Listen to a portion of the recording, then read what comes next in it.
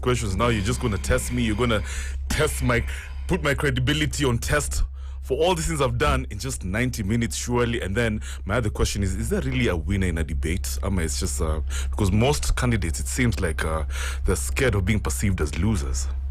No, it's not, Mike. It's not an issue of winning the debate. Okay. It's an opportunity for you to interact with the people so that the people may see the other side of you that they may not ordinarily see in rallies, in roadshows. Look, like Mwa here, you don't see me fine, like as she said, like this when I'm in the roadshow or when I'm planting trees. Okay. We want to see you in a customized environment, how you field and tackle questions. Look, both Raila Amolo Odinga and Dr. William Samuel Ruto are eloquent speakers. They're not novitiate in this enterprise. Yeah. You understand? We have seen them. We have seen them in Parliament, the National Assembly. That is where debate is determined. They are formidable debaters, both of them. You get it? Yeah. What we want to isolate from this exercise, this 90-minute exercise, is the finesse with which they have premised their manifesto, their understanding of the Constitution, their knowledge of what is necessary for the people of Kenya as we head towards the election on the 9th of August. And I still insist, Baba must not miss the debate unless he doesn't want to win the election. Okay. Or unless he thinks this thing is for William Samuel Ruto to take, which we'll still be happy with, but we'll be more comfortable if he's there. See him debate with so our you're saying if he doesn't president. attend, it affects, basically, it could actually make him lose the election. I've run in so many elections. Yeah. I will not miss a debate. Okay. You understand? Even if the debate is being held in Mkurwa kwa Njenga or in Abaraza in Kangemi, I will not miss a debate. Because 5 voters, 10 voters are important. And if you're missing this debate, then it means you don't value us. Wow. Okay. I don't think that is in the mind of Raila Amolo Odinga. And Ruth, please tell Baba we still value him. Let him come to this event. Ruth, now I want to turn to you. Umesikia hapo hiyo part anasema, and please, for our listeners, we gotta mix it up, ndio watu kizungu mingi. Hata Kiswahili mimi naelewa sana kwa ufasaha. Shembeteng tu ndio itani promotion.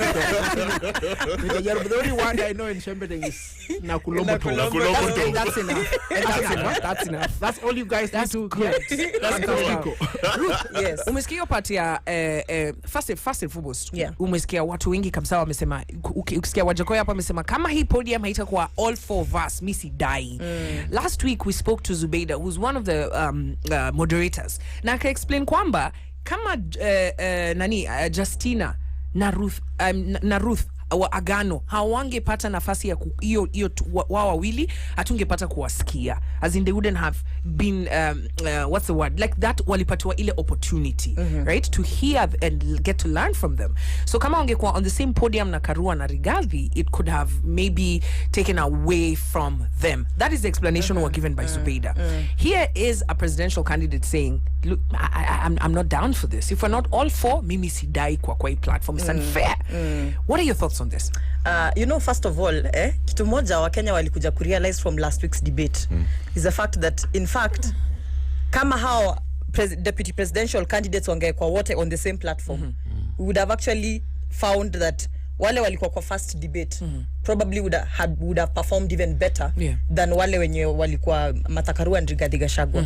Because personally, mimi kama mtu mwenye aliwatch debate, I kinda even felt as if akina what's her name, Justina and Ruth wali focus more on issues as opposed to the kind of debate we experienced kwa second round. Yes. And personally nilikuwa na feel ni kama wangekuwa wote kwa level playing field, the tone ya discussion labda ingekuwa different. Unajua ingekuwa totally different. Because kwa hii debate ya Rigathi na Martha, mnaingia mkisha expect ni kama msha expect war. You're already expecting it's going to be a fight between personalities. Do you think the journalists put it like that, expecting that adversarial? It's like ting ting ting ting. Tunangoja the real war. Ingine ilikuwa ni kama ni curtain raising. Unaget, which is very unfair for Kenyans, because the whole point of debating ni patia Kenyans opportunity ya kuweza kudifferentiate nyinyi wote mkiulizwa the same question, what are the different opinions or different solutions zenye mta bring to the table, mkiwekwa nyinyi wote pamoja, tunataka tujue on the question of corruption, tunataka within that one moment yenye mnaulizwa swali tuweze kujua mtaitackle kivipi. Unaona, I would have wanted to hear Justina Wamai's, for instance, ningetaka kujua Justina Wamai's opinion on integrity issues za Rigathi. Ningetaka kujua Ruth's opinion on questions zenye Martha Karua alikuwa anaulizwa about her past dealings that suggested that she probably has been involved in some deals, questionable deals in the past. Ningetaka kujua what the opinions are on the same. Ningetaka kujua Martha Karua ata measure kivipi performance ya Justina Wamai if given an opportunity to become a deputy president. I would want to know what does Martha Karua think of Justina Wamai, because a debate gives an opportunity ya nyinyi wote kujigauge, you know, like you're questioning each other's ability. So ukiweka watu wawili kando na uweke wengine wawili kando, ni kama unaambia Kenyans that hawa wengine hawa deserve, hawako kwa hiyo level ya they're not at that level ya ile level. Kuna games mbili zinachezwa kwa hii game, una get. So I totally understand. Naelewa Wajakoya's reservations akisema kwamba if this is not happening ye hatakuwa. And secondly, nataka kusema kuna hii perception inarushwa na watu wa UDA, wanasema ati Raila Odinga's failure to attend the debate is a sign that he is losing an election. I mean, Uhuru Kenyatta alikosa ku attend debate 2017 na si alienda akawin elections. So I think failure to attend a debate or attending a debate does not determine whether you will win an election or not. It's not an indicator of whether you will win an election or not. But why wouldn't he be attending it? Na pili, it is a platform for you to express yourself. It is a platform for you to put forth your ideas. It's a platform for you kuambia Wakenya wanataka kuwafanyia nini. But kama president ishasetiwa in the previous debates that the kind of platform yenye mnataka kupatia watu ya kupresent the ideas na kuambia watu solutions is no longer a platform to do so, but imekuwa ni platform ya kukuja na kuwa na personality fights. Someone would just sit down and say, you know what, at the end of the day I will spend 90 minutes not putting forward the ideas that I would want to put forth. Why not seek another platform yenye nitakaa chini with those, you know, have my 90 minutes na hizo 90 minutes zangu na niwa present ideas zangu without going into a necessary debate. So kama the last debate, ngoja kwanza, kama hii last debate tulikuwa nayo, clearly Rigathi Gachagua alikuwa na debate ni kama yeye ana debate na Uhuru Kenyatta. Paka at some point tulikuwa tunajiuliza kwani mse alipatia mse brief akumwambia ati hii debate ni between yeye na Martha Karua, you know. At the end of the day nilikuwa najiuliza hata vile walikuwa na insist, yeye mwenyewe alikuwa na insist akisema ati sasa nataka tuongee about issues. Ikifika kuongea about issues bara na kuja kudebate na mtu mwenye hayuko kwa the debate platform. So I think some of these presidents zenye zimesetiwa kwa hizi debates zimepita ndio zinaweza fanya mtu kama Raila Odinga akae chini ajiulize, do I want to subject myself to the same kind of environment in the name of presenting our ideas when all I know is that hakuna ideas, hakuna space tutapata ya kupresent ideas, you get.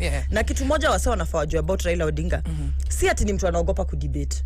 Ni mse ameka, I mean even in the recent past 2 weeks he's been on international platforms akiongea about his agenda for the country, akiongea about what he wants to do for the country. So it is not a question of whether ye mwenyewe ako capable ku attend debates ama kuweza kudebate. It's about the kind of environment and platform yenye media houses to presentia in these past debates.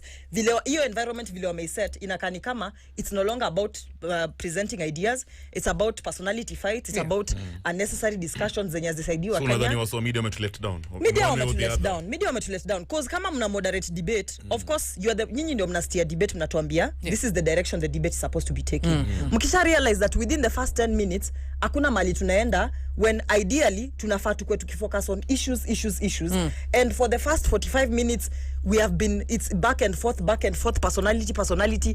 There was no opportunity ya watu hata kusema ni nini wanataka kufanyia wase. Last minute yenye mtu anaambiwa ati sasa uko na last 2 minutes za tell us what you want to tell us, ndio unasikia candidates wakisema sisi kama Azimio tutafanya ABCD, sisi kama Kenya Kwanza tutafanya ABCD. Unajiuliza why? Okay, so for the rest of 80 minutes what were we discussing? Una get?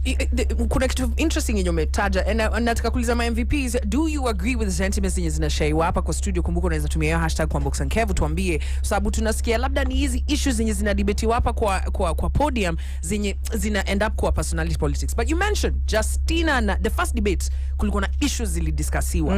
You know, there were phrased answers, questions were being answered, but also you have to also realize that akina Justina hawana history kwa politics. Hiyo ndio ili stand out And ukisikia maybe the journalists wanasema there are some questions which you can't move past. For example, if you're going to talk about corruption, if you look at someone like Akina Justina, hawajaingia hizo spaces, you know, so lazima uanze kujibu hizi maswali. We can hatuwezi sema venye utasort out corruption na uko na kesi za corruption hazitakozwa nini ama kuna issues huko nyuma lazima zidigiwe. But I want us to move past that. Let's talk about another issue that has got Kenyans talking. In fact, to a point here, some caller has called us and told us these games that Chebukati is playing, very dangerous. What are your thoughts? Over the weekend, actually on Friday, tumeanza kusikia Venezuelans zikitrend. The next thing, DCI, 3 people have been arrested. The next thing, IBC, and we've had IBC. In fact, even last week, tulikuwa tunaongea juu ya sometimes how IBC is speaking from 2 different. The CEO is saying something, the chairman is saying something else. So what are your thoughts on this particular issue over the weekend? DCI chiming in, IBC, of course, also letting us know 3 people have been arrested. We're hearing there's a businessman linked to this. Apparently, an office that was associated with the deputy president was broken into. Yeah. Pale karibu na Harambee House. Yeah. And word has it, wakapata po masava mbili. So there's a lot of you know, all these rumors going on. And closer towards the election, there's always something hot. There's always things being mentioned. So what are your thoughts on this? What do you think? Kabla sijaingia kwa huyo mjadala kwa undani sana, ni ruhusu tu niongee kwa dakika moja. Yeah. Ruth, wewe wafahamu kwamba mimi nilikuwa wakili wa baba. Huenda baba asiwe anapata ushawishi bora wakati huu ambapo niliondoka kule, sababu naona hata rafiki yangu James Orengo yuko kule Siaya, ako na kazi nyingi. Mimi ningeomba tafadhali ende umwambie baba hahudhurie mjadala. Asipohudhuria mjadala amepoteza kwa wingi, kwa sababu tofauti zangu na baba si tofauti za kibinafsi, ni tofauti za kisiasa. Lakini mimi nampatia wasia, sababu kama wakili niko na uwezo kumpatia wasia. Asisusie mjadala huu. Sawa. Basi tuzingatie jambo ambalo umeuliza sasa. Yeah. Ni siku chache tu zimebaki tuende katika uchaguzi. Tunaona kwamba huyu mkurugenzi wa upelelezi wa jinai DCI, George Kinoti, analumbana na mwenyekiti wa tume ya IBC kuhusu wale walioajiriwa na IBC waliokamatwa katika uwanja wa ndege. Wanasema kwamba walikuwa wamekaidi sheria, wamebeba stakabadhi ambazo hazikuwa zimeidhinishwa. Lakini ukweli wa mambo ni huu. Ni nani mlalamishi katika swala hili? Yapaswa tufahamu kwamba wakati uliobaki ni mchache sana, usipotezwe. Nikiwa mkurugenzi wa upelelezi wa jinai ako na ushahidi wowote kudhibitisha kwamba kuna dosari katika upande wa IBC, yapaswa atoe ripoti yake kwa haraka. Ikiwa hawa jamaa wako na dosari yote, wapeleke mahakamani.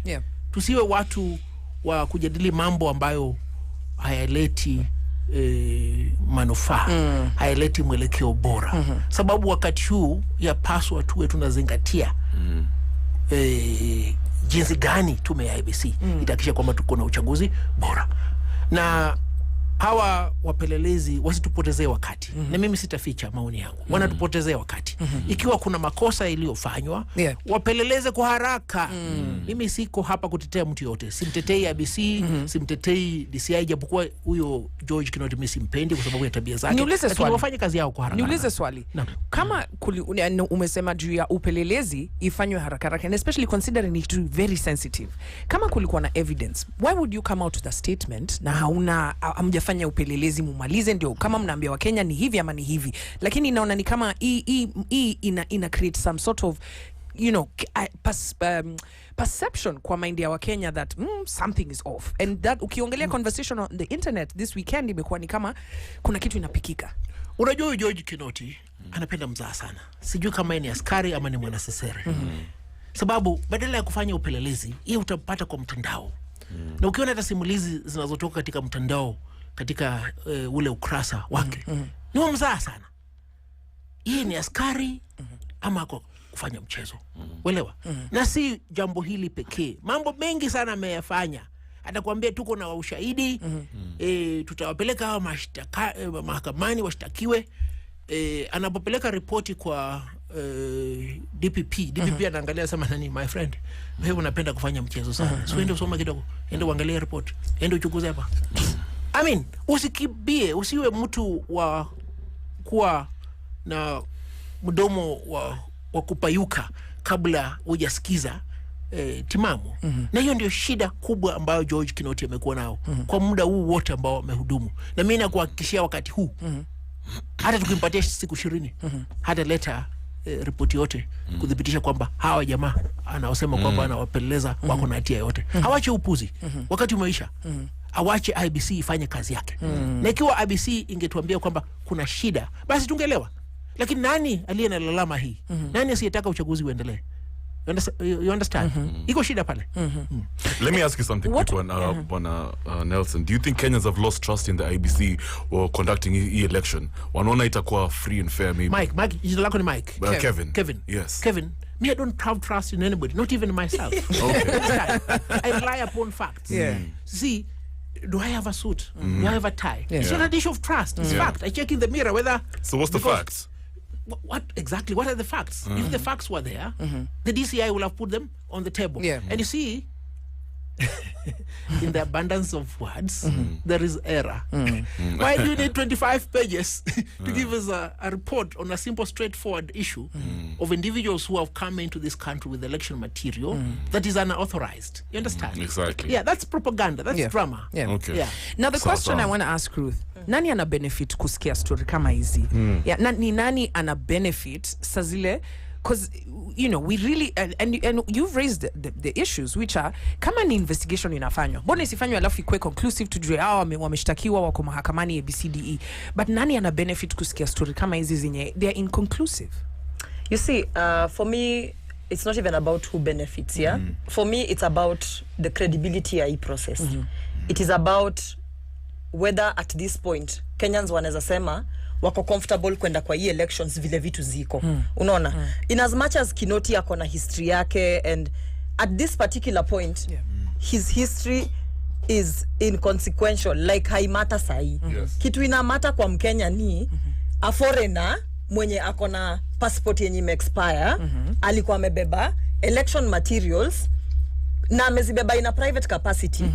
Ajazi declare kama ati these are official government documents za Kenya.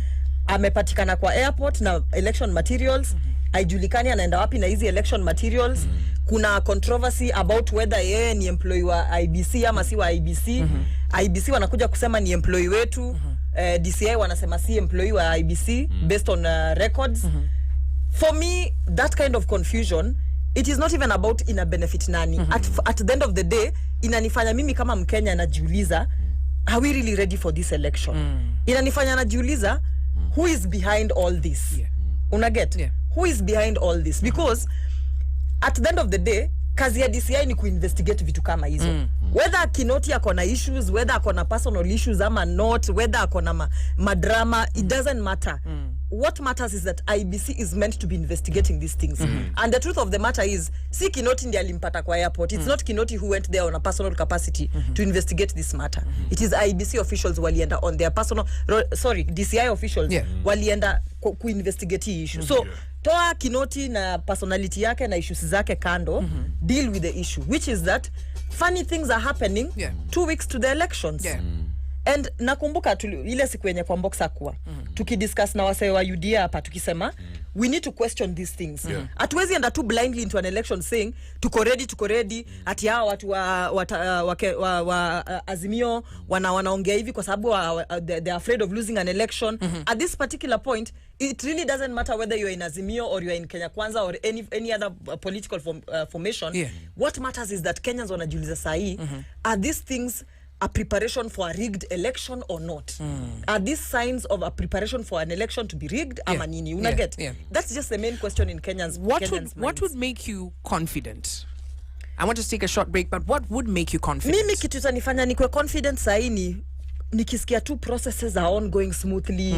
IBC officials are being trained. Unajua, officials wata handle elections wanatrainiwa na hawana any questions sahi, because as of now, bado nasikia presiding officers, I think those returning officers na presiding officers wanauliza the other day nilikuwa na watch news wakiuliza wakisema, like for instance, mnatuambia ati Kim's kit itapick forms hizo sijui ni form 34A itazipik, kama ni fake haitapik. So wanauliza simu tufanyie demonstration tujue kama ni fake, how will the system react? Wanasema nyinyi mjue tu kama ni fake haita pick, you know. Mimi nikisikia tu things vitu ziko sawa, hatusikii hizi ma incidences za sijui ma foreigners ni nini, hizi ma funny incidences. If there were no funny incidences taking place and people are on schedule, kama ni ballot papers zifike on time, kama ni clearance of candidates maneno ishe mapema, tusianze kujiuliza nani ako na kesi nani hana kesi. 2 weeks to the election bana, we should be saying we are set, we are confident, but hizi vitu zinafanyika funny. Mimi nakwambia hata kama ningekuwa Kenya Kwanza, I would question. Kabla tuchukue break, what can Chebukati do right now to gain the trust of Kenyans? Kitu Chebukati anafaa kufanya sahi, anafaa kae chini na hawa commissioners wake so that they can speak in one voice. Because unajua pia the whole question of them speaking separately, unasikia sijui CEO anasema nini, unakuja kusikia rumors ati sijui hata they're not even in harmony, you know. They're not hata ati hawafanyi kazi, hawako pamoja, there are two factions kwa IBC. Hizi maneno za sijui kuna sides mbili ndani ya IBC, it doesn't make sense to us. So he needs to put his team together. He needs to come up with a proper communication channel. Kama kuna issues zenye zina arise, ziadresiwe kwanza.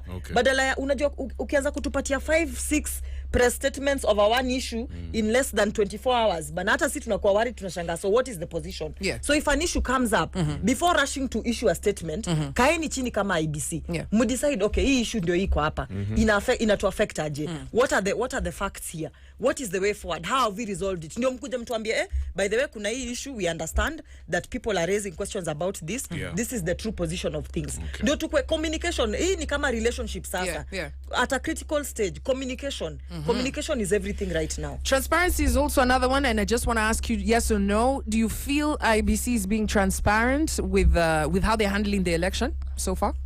Absolutely, yes. They are very transparent. Yes. Okay. Ruth? All right, we're going to take a short break.